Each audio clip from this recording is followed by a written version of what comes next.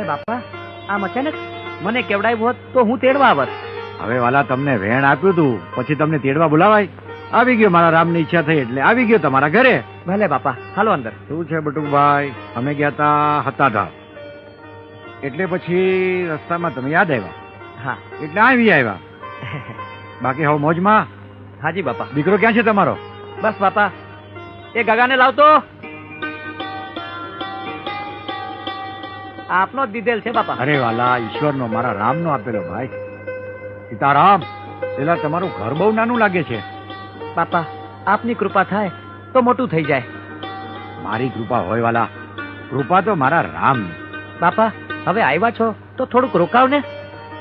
ના વાલા, બટુક, મારી તબિયત બરાબર નથી ભાઈ. આ તને વેણ આપ્યું તું ને એટલે આવી ગયો ભાઈ. મારા રામનો હુકમ થાય તો વળી પાછો આવીશ અને આપણે મોજ કરશું.